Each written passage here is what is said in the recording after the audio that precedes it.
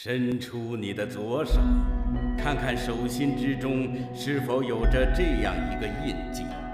如果有，也许世界的命运将掌握在你的手里。通往无极之渊的路上布满了未知的艰难，少年侠岚们继承了先辈的意志，越过层层的荆棘，翱翔天际，寻找那道能指引方向的光芒。星空暗淡无光，大地满目苍凉，俯仰天地，不变的是他们那秉若日星的目光。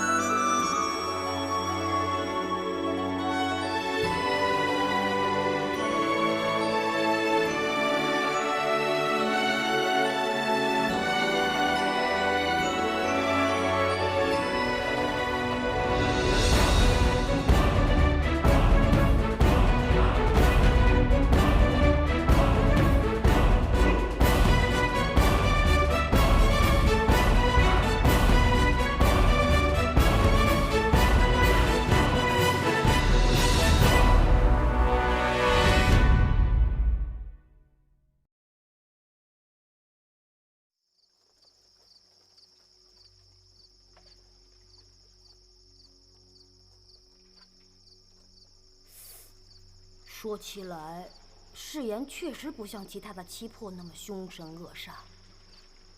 如果就这么看着的话，他和一个普通人也没什么两样。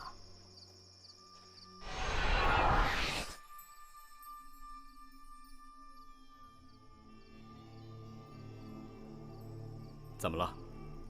不是要我修司南吗？趁我没改变主意，给我吧。等回到九宫岭再修吧，这里已经不安全了。我不会离开这个屋子的。要修的话，我只会在这里修。你为什么突然答应帮我们了？你们救了我，就当是我对你们表示感谢吧。而且，整个事情因为司南而起。我给你们修好后，你们带着司南离开，我想，灵也就不会再找我的麻烦了。不是说我们的东西是假的吗？难不成假的也能让你修成真的？你们到底还要不要我修？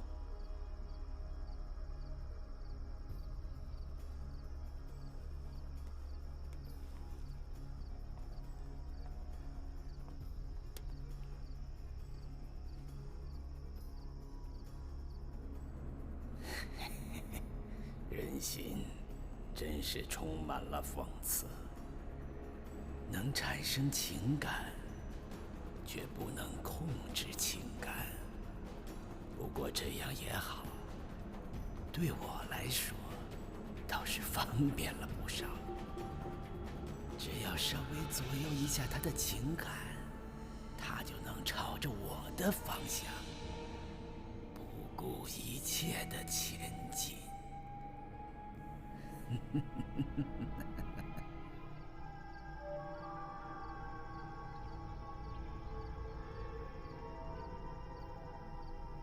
要想拖住这些侠岚，就必须先了解他们的需求。你们要这个司南来做什么？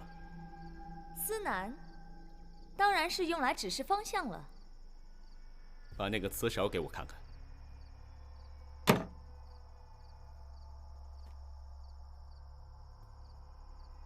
普通的磁勺是用天然的磁石雕琢而成，磁勺会受到天地间磁场的影响。正所谓司南之勺，投之于地，其底指南。可是你们这个磁勺是木头做的，地盘也是木头做的，而且一点也不光滑。如果说这东西稍有价值的地方，也只能说它的年代十分久远，但考虑到这个工艺水平，不管看多少遍，这最多只是个制作拙劣的摆设罢了。地盘，傅秋老师，那不是叫司南托盘吗？我就喜欢叫司南托盘，通俗易懂。我告诉你，这绝对不是普通的摆设那么简单。如果只是摆设的话，我们犯得着来找你吗？一个木头做的司南，你们如此看重。如果这不是普通的摆设，那么其中的玄机又是什么呢？玄机嘛，玄机当然不能随便告诉别人了。要是满大街都能乱嚷嚷的话，还能叫玄机吗？喂，说了半天，你倒是修还是不修？修，既然答应了你们，那就当然要修。只不过嘛，先从简单的修起。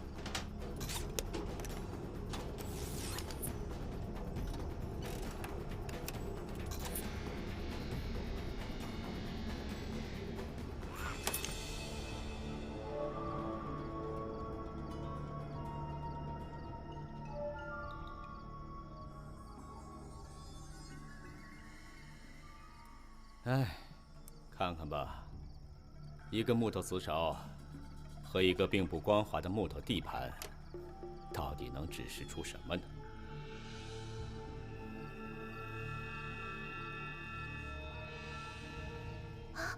磁勺怎么会自己转了起来？是元气。普通的司南受天地间磁场影响，而这个，看来就是受元气影响了。这么说，这个指向就是……还不一定，不要随便下结论。既然如此，那就再试试好了。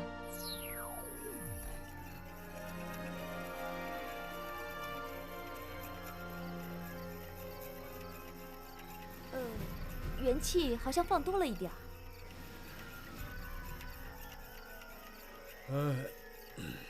有人喝茶吗？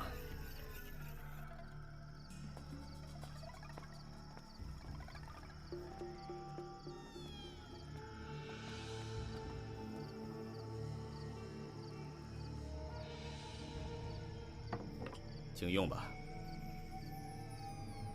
如果指向一致，那肯定是无稽之渊的位置了。这个巧匠，真是比我预料的还能干呢。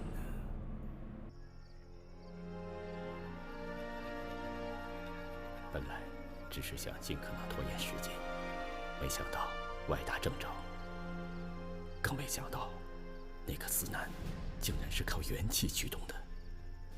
如果真的指示出了他们要找的地方，那他们一定会立刻动身，我就没有机会问清楚艺术的情况了。接下来该怎么办？其实，你可以相信我们。你心里怎么想的，我们其实早就知道了。你不用紧张，你替我们修司南，不管怎么样，我们也应该感谢你。放心吧，我们会帮你搞清楚誓言和你妻子的关系的。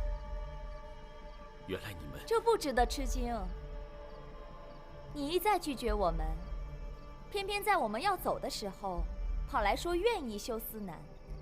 很明显，你是想拖住我们。为什么呢？自然是你想搞清楚你妻子的事情了。难道还有别的原因吗？对不起，我实在想不出别的办法留下你们。那个叫誓言的，可能是我最后的机会。如果错过了，恐怕我这一辈子就再也不会知道艺术的下落了。秋实大叔，你放心，我们一定会帮你查出事情的真相的。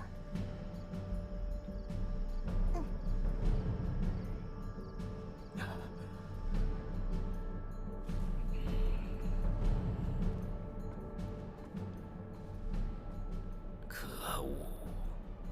看来这家伙被夏兰说服了。他要是上了9宫岭，事情就麻烦了。是时候控制他的身体了。等等，现在刺勺还没有停下。如果确定了无极之渊的位置，我只要尽快回去禀告贾叶大人，我们就一定能赶到夏兰之前到达无极之渊。如果没有确定位置，现在乔将正有意帮夏兰修复司南。我等到司南修复那一刻再动手也不迟。左手余力，何乐而不为呢？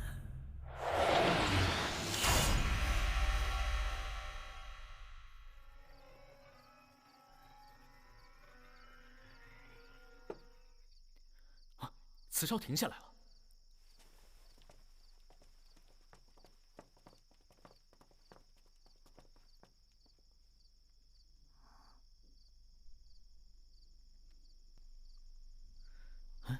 方向和之前的不一样，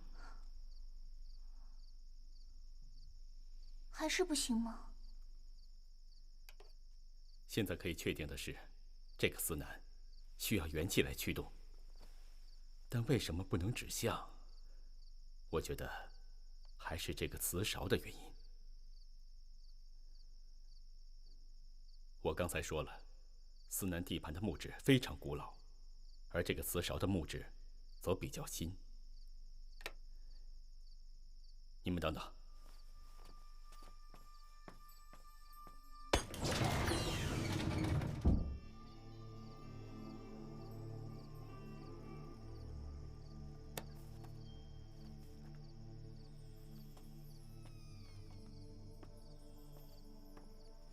你们看，就是这个扶桑树。秋实大叔，你的意思是？扶桑是传说中的树，我只能告诉你，如果这本古书没有错，那这个地盘确实是用扶桑木做出来的。古书没有错，扶桑确实存在。啊？看来我们越来越接近答案了。司南托盘是用扶桑木做出来的，这也可以解释为什么司南会对元气有反应了。我说过，这个司南要发挥作用，托盘和磁勺缺一不可。磁勺不是扶桑木所造，问题确实是在磁勺身上。那真正的磁勺究竟在什么地方呢？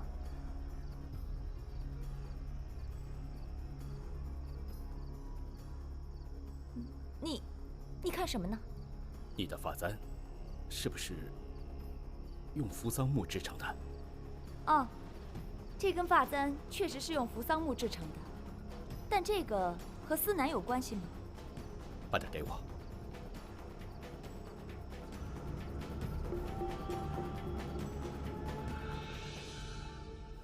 怎么了？快拿来呀！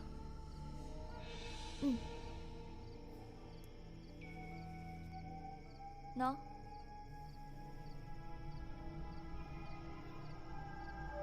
霞兰玉，这里面应该有元气吧？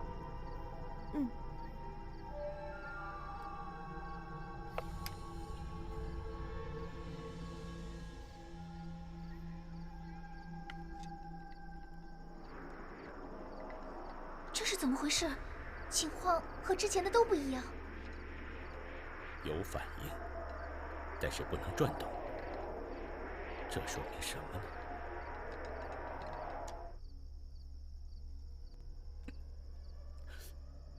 吸住了。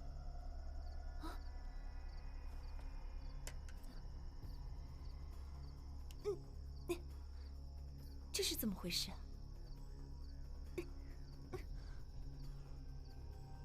看起来，这个发簪和托盘就像是一体的。浮丘，你得到这个发簪的时候，破阵统领没跟你说过什么吗？说什么？好像是说了一大串话的。让我想想。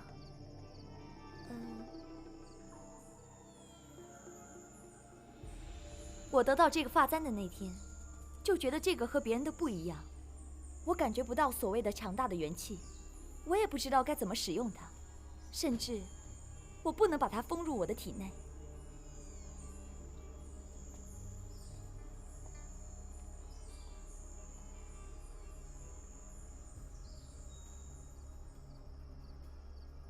浮丘，你想到什么了吗？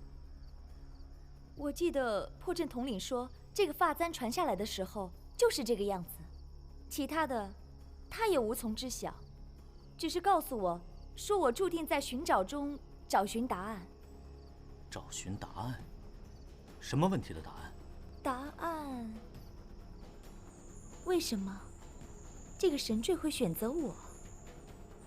说来也巧，我后来负责的任务大部分都是搜寻调查。曾几何时，我以为自己很接近那个答案了，可是在后来的寻找中，我才发现，其实自己离那个答案很远。这到底意味着什么呢？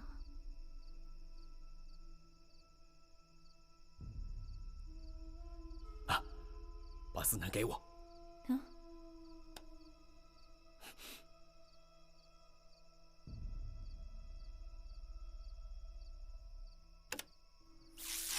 救世大叔，您这是做什么？刚才浮丘拿着托盘的角度，我正好看到了托盘底部，觉得有些古怪。后来仔细检查，发现漆的下面木纹全是混乱的。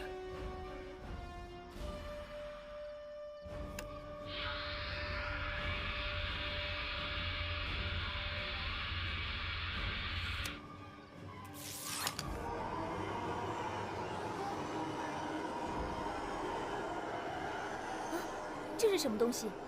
之前我完全没有注意到。这些碎块，每一块都可以移动。直觉告诉我，答案也许就在这里面。看起来这就像是一个拼图。拼图游戏吗？我从来没见过这么复杂的拼图。以前玩过的拼图游戏，不管难易，总能从一块或者几块碎片中估计出要拼的东西。可能是人，也可能是物，甚至可能是一个字，或者是一个符号。但这个，我根本看不出任何东西来。这些木纹究竟要拼成什么呢？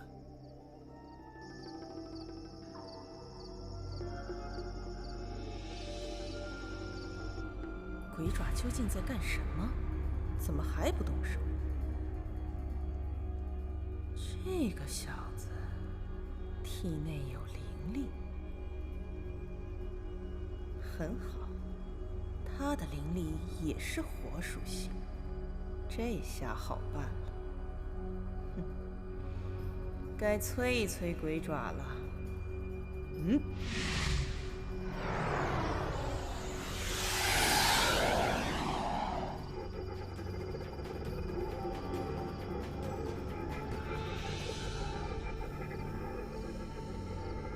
都能隔绝灵力吗？无所谓，提取灵力对于七魄来说，可是易如反掌的小事。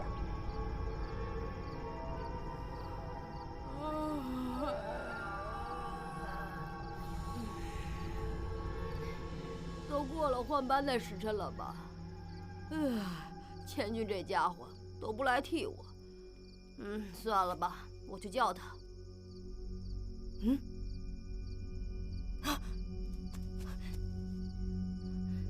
喂，师爷，我知道你隐形了，你骗不了我的。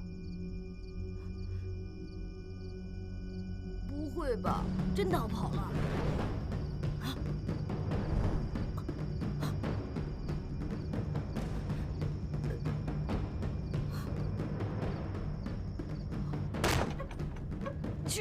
誓言逃跑了？不可能，他不可能逃出我的结界。我亲眼看到的，结界里没有人了。誓言跳上屋顶逃跑了。傅秋，你们留在这里，继续研究司南，我去看看。你们怎么都没睡啊？秋池大叔同意帮我们修复司南了，所以秋池大叔在哪儿呢？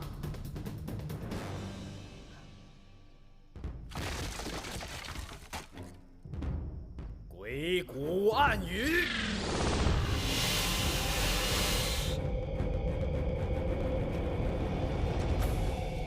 鬼爪，你动作太慢了。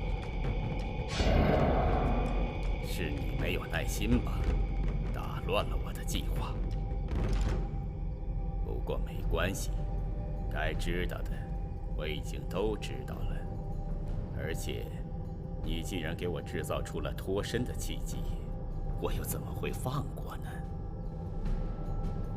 东西到手了吗？